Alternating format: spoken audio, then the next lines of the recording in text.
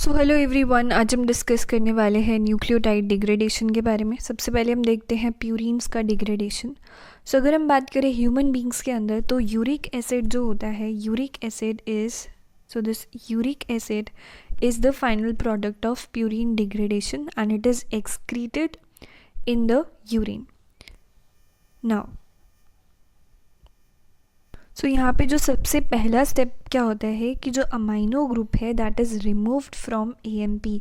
AMP से क्या होता है, जो अमाइनो ग्रुप है वो रिमूव होता है to produce IMP. AMP is the adenosine monophosphate, IMP is the inosine monophosphate. So यहाँ पे क्या हो रहा है, सबसे पहले अमाइनो ग्रुप रिमूव हो रहा है एएमपी से, जिससे कि क्या बन जाएगा, हमारे पास आईएमपी बन जाएगा। या आप क्या कह सकते हो, देखो ये NH3 क्या है, हमारा अमाइनो ग्रुप है। तो AMP से क्या हो रहा है, जो हमारा अमाइनो ग्रुप है वो रिमूव हो रहा है, जिससे कि हमें क्या मिल रहा है, IMP मिल रहा है। या फिर क्या हो सकता है, या फिर आप कह सकते हो कि जो एडिनोसिन है उससे क्या हो रहा है, अमाइनो ग्रुप का रिमूवल हो रहा है और हमारे पास क्या बन रहा है, इनोसिन बन रहा है। जो एंजाइम यहाँ पे है that is the adenosine deaminase यानी कि जो अमाइनो ग्रुप को रिमूव का स्टेप होगा वो क्या होगा कि जो हमारे पास आईएमपी है और जो जीएमपी है, मतलब ये जो हमारा आईएमपी है, आईएमपी किस में कन्वर्ट हो जाएगा, इनोसिन के अंदर कन्वर्ट हो जाएगा। और जो हमारा जीएमपी है वो किस में कन्वर्ट हो जाएगा, ग्वानोसिन के अंदर कन्वर्ट हो जाएगा। अब जो आईएमपी है, आईएमपी इनोसिन के अंदर जो कन्वर्ट हो रहा है, सो इनोसिन और ग्वानोसिन क्या है, दीज आर द न्यूक्लियोसाइड्स। तो जो हमारा आईएमपी है और जो जीएमपी है, they are converted into the nucleoside form, that is the inosine and the guanosine. अब नेक्स्ट स्टेप में क्या होगा कि जो इनोसिन और जो हमारे पास ग्वानोसिन है वो कन्वर्ट होंगे उनके रिस्पेक्टिव प्यूरिन बेसिस के अंदर। प्यूरिन बेसिस कौन से हैं उनके, इनोसिन का क्या है, हाइपोजेंथिन, और ग्वानोसिन का क्या है, guanine. So these are the purine bases, उनके क्या है, रिस्पेक्टिव प्यूरिन बेसिस है। तो यहाँ पे जो एंजाइम इन्वॉल्व है ग्वानोसिन से ग्वानिन बनाने के लिए, कन्वर्जन के लिए जो एंजाइम है that is the purine nucleoside phosphorylase. अब हमारे पास जो नेक्स्ट स्टेप होगा वो क्या है कि जो ग्वानिन है that is deaminated to form the xanthine, यानी कि उसमें से जो अमाइनो ग्रुप है उसका रिमूवल हो जाएगा और ग्वानिन से क्या बन जाएगा, ज़ैंथीन बन जाएगा। ग्वानिन से क्या बन जाएगा, ज़ैंथीन बन जाएगा डीएमिनेशन से। वहीं अगर हम हाइपोज़ैंथीन की बात करें तो hypoxanthine is oxidised by the xanthine oxidase to the xanthine. तो यहाँ पे ज़ैंथीन ऑक्सीडेज से वो क्या हो जाएगा, ऑक्सीडेशन हो जाएगा। फर्दर उसका ऑक्सीडेशन होगा और वो यूरिक एसिड में कन्वर्ट हो जाएगा। यूरिक एसिड जो है वो फाइनल प्रोडक्ट होता है प्यूरिन डिग्रेडेशन के लिए, और जो यूरिक एसिड है वो एक्सक्रीट आउट हो जाता है in the form of urine. So यहाँ पर ये एंजाइम बहुत इंपॉर्टेंट है, adenosine deaminase. Adenosine deaminase enzyme की अगर डेफिशिएंसी हो जाती है तो उससे एक बीमारी हो जाती है which is the SCID। So SCID stands for the severe combined immunodeficiency. अब यहाँ पे क्या होता है, अगर हम नॉर्मल बंदे की और SCID पेशेंट का कंपैरिजन करें तो जो SCID पेशेंट होता है उसका जो इम्यून सिस्टम होता है बहुत ज़्यादा वीक हो जाता है। Lack of T cells, lack of B cells, जो इम्यून सेल्स है वो उनका सर्वाइवल बहुत मुश्किल होता है and there is decreased immune response. और वो जो SCID वाला बंदा है that can not fight the infections. So SCID के अंदर जो T लिम्फोसाइट्स और B लिम्फोसाइट्स हैं they do not develop properly वो क्या नहीं कर पाते, प्रॉपरली डेवलप नहीं कर पाते, और एडिनोसिन डीएमिनेज एंजाइम लैक होता है। और लैकिंग होने की वजह से क्या होता है, it leads to the increase in the cellular concentration of DATP का जो कंसनट्रेशन है, डीऑक्सी ATP का जो कंसनट्रेशन है वो बढ़ जाता है।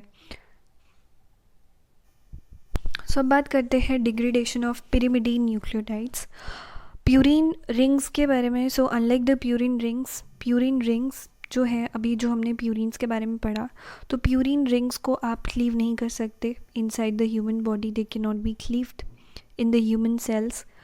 लेकिन जो हमारे पास पिरिमिडीन रिंग्स है they can be opened they can be opened and they can be degraded. So जो पिरिमिडीन रिंग्स हैं उनको हम खोल के क्या कर सकते हैं, डिग्रेड कर सकते हैं. कैसे डिग्रेड करेंगे, उनको कन्वर्ट करेंगे हाईली वाटर सॉल्युबल सब्सटेंसेस के अंदर, स्ट्रक्चर्स के अंदर, जैसे कि जो हमारा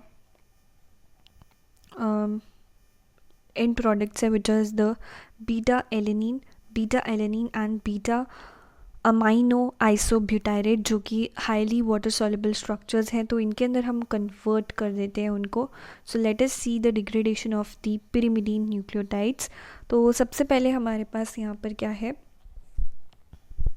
साइटोसिन का डीएमिनेशन होता है, उसमें से अमाइनो ग्रुप जो है रिमूव होता है एंड वो किस में कन्वर्ट हो जाता है, यूरेसिल में कन्वर्ट हो जाता है. So cytosine converts into the uracil and यहाँ पे जो एंजाइम आप लिख सकते हैं that is the deaminase enzyme जो है इस रिएक्शन को कैटेलाइज कर रहा है. उसके बाद जो यूरेसिल है वो किस में कन्वर्ट होता है, डाईहाइड्रो यूरेसिल के अंदर. वो किस में कन्वर्ट हो रहा है, डाईहाइड्रो यूरेसिल के अंदर. और जो यहाँ पर एंजाइम इन्वॉल्व है दैट इज़ द रिडक्टेज. उसके बाद जो डाईहाइड्रो यूरेसिल है that converts into the N carbamoyl beta alanine and which further converts into the beta alanine में कन्वर्ट हो जाता है एंड यहाँ पर जो CO2 है और जो अमाइनो ग्रुप है दैट इज़ रिमूव्ड. नाउ वहीं अगर हम थाइमीन की बात करें, थाइमीन जो है that is converted into the dihydrothymine और यहाँ पे जो एंजाइम इन्वॉल्व है दैट इज़ द रिडक्टेज. तो यहाँ पे भी कौन सा एंजाइम है, रिडक्टेज, इस रिएक्शन को कैटेलाइज करता है. फिर डाईहाइड्रोथाइमीन जो है वो कन्वर्ट होता है N carbamoyl beta amino isobutyrate के अंदर which further converts into the beta amino isobutyrate. अब यहाँ पर वाटर का एडिशन हो रहा है, और ये जो एंजाइम यहाँ पर होगा that is the hydrolase enzyme. Similarly here also hydrolase enzyme will be involved. And में जो हमारे पास प्रोडक्ट्स बन रहे हैं बीटा एलेनिन और बीटा अमाइनो आइसोब्यूटायरेट, ये क्या होते हैं, बहुत ज़्यादा वाटर सॉल्युबल स्ट्रक्चर्स होते हैं.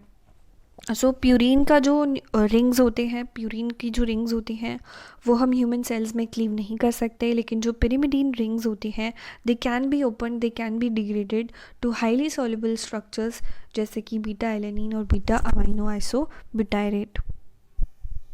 वेराज अगर हम इसकी बात करते हैं, यूरिक एसिड के बारे में बात करते हैं, तो ये क्या होता है, पुअरली वाटर सॉल्युबल होता है.